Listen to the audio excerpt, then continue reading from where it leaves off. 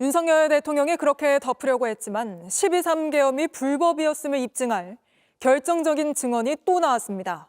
증언을 한 건 헌법재판소가 유일하게 직권으로 불러낸 증인, 조성현 수방사 제1경비단장입니다. 계엄 당일 국회로 출동했던 조 단장은 의원을 끌어내란 지시가 있었다. 공포탄도 들고 갔다. 이렇게 명확하게 증언했습니다.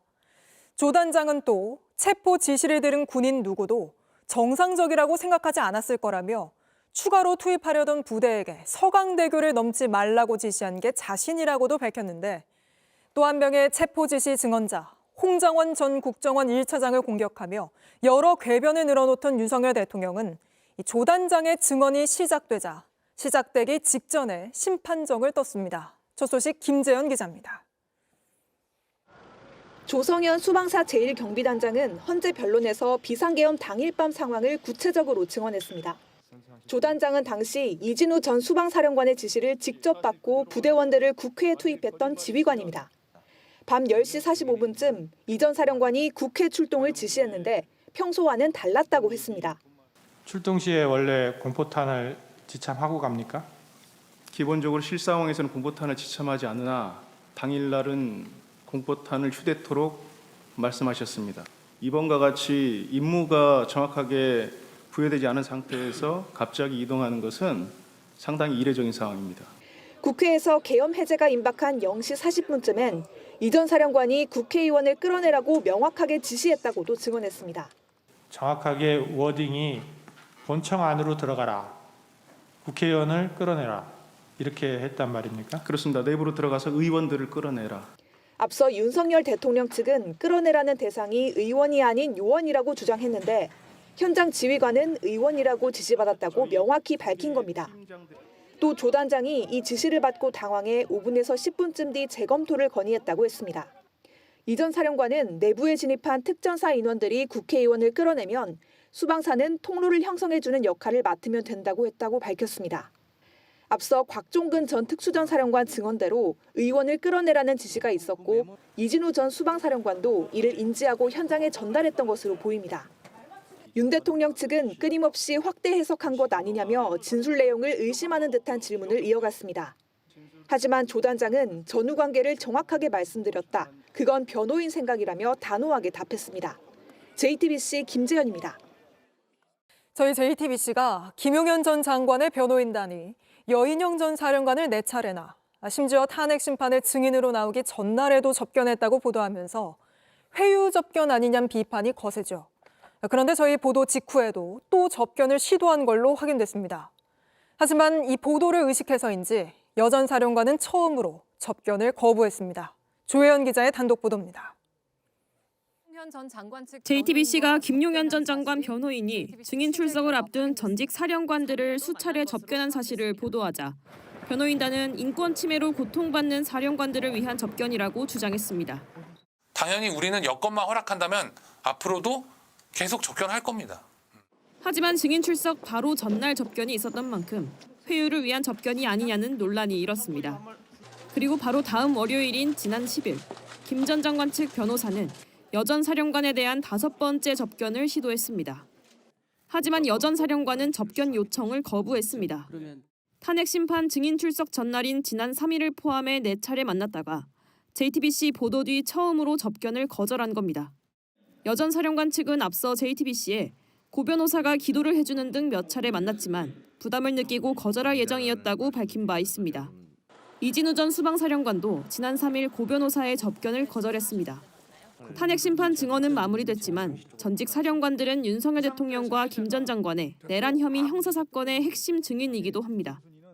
때문에 검찰도 최근 법정에서 명시적으로 반대 의사를 밝힌 공범에 대한 지속적인 접촉 시도는 접견 교통권 남용이라 지적한 바 있습니다. 재판부에서도 남용이란 오해가 없도록 주의해달라고 변호인들에게 요청했는데 그 뒤로도 재차 접견을 시도한 겁니다. JTBC 조혜연입니다. 계엄 당일 대통령 경호처의 수상적인 움직임도 포착됐습니다. 저희 취재 결과 김건희 여사 라인으로 꼽히는 이광우 경호본부장이 계엄 선포 직전에 대통령실 본관을 담당하는 경호관들을 철수시킨 걸로 확인됐습니다. 그러면서 국무위원들의 출입 기록도 남기지 말라고 지시했는데 사전에 계엄을 알고 있던 건 아닌지 확인이 필요해 보입니다. 이런 가운데 경찰이 오늘 이 본부장과 그 윗선인 김성훈 경호처 차장에 대해 세 번째 구속영장을 신청했습니다. 강희연 기자의 단독 보도입니다.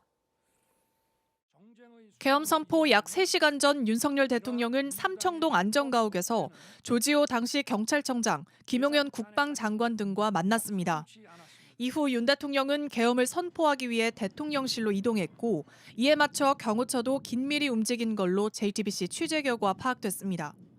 경호처 내 김용현 라인으로 불리는 이광우 경호본부장이 대통령실 청사 경호를 담당하는 본관부 경호관들을 철수시키라고 지시한 겁니다. 이 본부장은 이 자리에 수행부 경호관들을 배치한 걸로 파악됐습니다. 대통령실 관계자는 대통령이 청사에 있는데 본관 경호관들을 뺀다는 건 매우 이례적이었다라고 당시 상황을 설명했습니다. 이 시각 이 본부장은 국무회의 참석차 대통령실에 도착한 국무위원들의 출입 기록을 남기지 말란 지시도 내렸습니다. 또 다른 대통령실 관계자는 일부 장관들을 눈에 띄지 않는 경로로 대통령 집무실로 이동시킨 걸로 안다고도 했습니다. 목격자와 출입 기록을 남기지 않으려 했던 거 아니냐는 의심이 드는 대목입니다. 이 본부장과 그 윗선인 김성훈 경호처 차장은 공수처의 윤 대통령 체포영장 집행을 적극적으로 막아선 강경파이자 김용현 라인으로 꼽힙니다. 계엄 당일 경호처 수뇌부 일부가 사전에 계엄을 인지하고 협조한 것 아니냐는 의혹이 커지고 있습니다. 이에 대해 경호처는 수사 중인 상황에서 관련 내용을 언급하는 건 적절치 않다는 입장을 밝혔습니다. 이런 가운데 경찰은 오늘 이 본부장과 김 차장에 대해 세 번째 구속영장을 신청했습니다. 윤 대통령의 공수처 체포영장 집행을 방해한 혐의로 앞서 2차례 영장이 반려된 뒤 경찰은 이번엔 비화폰 서버 삭제 지시 등 혐의를 추가했습니다. JTBC 강연입니다. 이렇게 탄핵 반대 세력은 둘로 갈라져서 주도권 다툼을 벌이고 있습니다. 특히 전광훈 씨와 학원 강사 전한길 씨는 똑같이 부정선거 음모론을 퍼뜨리면서도 서로를 거칠게 비난하면서 싸우고 있습니다. 김영민 기자입니다. 역사 강사 전한길 씨는 석동현 변호사와 함께 윤 대통령 국민변호인단 조직을 주도하고 있습니다. 윤석열 대통령을 그 정부를 또 지지해주는 그런 그 중심 단체가 아마 국민변호인단이 될 것이라고 확신합니다. 그러자 탄핵 반대 집회를 주도해온 전광훈 씨가 견제에 나섰습니다.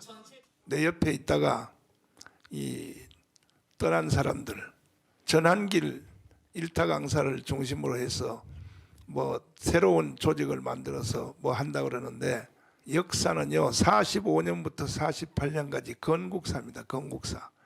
건국사를 모르면요 역사 교수일지라도 뻥이요 뻥. 특히 전 씨의 5.18 민주화운동 관련 발언 등을 공격했습니다.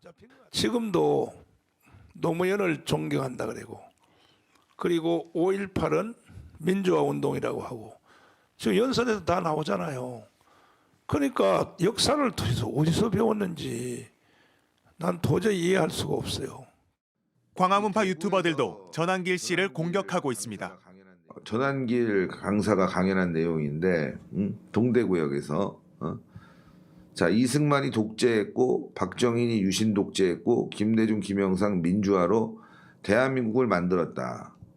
전한길은 김대중 노무현 김영삼의 관은 하나도 얘기 안 해. 이 사람들은 무조건 다 잘했대. 전 씨를 향한 거친 발음도 서슴지 않습니다. 진짜 역겨워. 진짜 역겹다고. 아니 뭐 되게 잘난 척을 해. 잘나지 않았어 당신. 전 씨가 지난해 12월 계엄령을 비판한 영상도 소환했습니다. 계엄령 이거 김건희 때문에 한 거다. 비상 계엄은 미친 듯이. 이게 전한길 씨 썸네일 이게 불과 몇 주 전이라니까. 불과.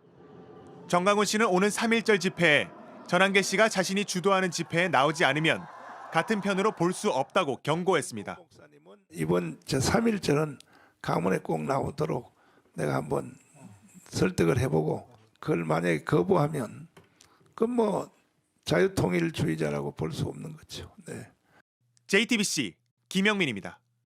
네, 그런데 하늘양과 가족을 향해서 해서는 안 될 약성 댓글이 잇따르고 있습니다. 절박하게 딸을 찾으며 자녀 보호 앱을 켰던 아버지에게 도청하고 녹음한 게 아니냐며 공격하고 있고 하늘양까지 비하하고 있습니다. 아버지는 당시 앱을 처음 써봤고 이 앱엔 녹음 기능도 없다고 합니다. 정영재 기자가 취재했습니다. 하늘이 기사들의 악플을 다는 분들이 계세요. 제발 뭐가 잘못이 있어요. 아파서 소리도 못 질렀을 거고 슈퍼맨이라는 선생님이 죽였고 슈퍼맨이 엄마 아빠가 지켜주지 못했어요. 하늘양을 향한 악성 댓글의 수위는 점점 세집니다. 이름값 했다는 숨진 8살 아이에게 도저히 할 수 없는 패륜적인 말이 달렸습니다. 용기를 내 인터뷰에 나선 유족에게도 막말은 이어집니다. 부정선거 이슈를 가리기 위해 벌인 일이란 음모론까지 등장합니다.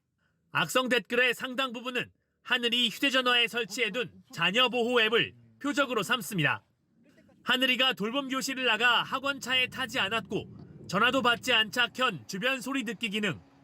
이 기능을 두고 교사를 도청하고 녹음하려 한 게 아니냐며 비난하고 있는 겁니다. 아버지의 동의를 얻어 휴대전화에서 이 앱을 열어봤습니다. 답은 없고 가해교사의 거친 숨소리만 되돌아왔던 시간의 기록이 남아 있습니다. 재생 버튼을 누르자 아무 소리도 들리지 않습니다. 이게 녹음이랑 이런 게 안 돼요. 녹음 기록으로 남지 않는 겁니다. 너무 절박해서 처음 사용한 것이라 했습니다. 저도 이거 듣기 싫어요. 혹시나 하는 정말 비상사태이기 때문에 이걸 깔아놨고 평상시에는 위치만 확인을 합니다. 전담팀을 구성한 경찰은 2명을 특정해 사자 명예훼손 혐의로 조사하고 있습니다. JTBC 정영재입니다. JTBC 뉴스를 시청해 주셔서 고맙습니다. 저희는 저녁 6시 30분 뉴스룸에서 뵙겠습니다.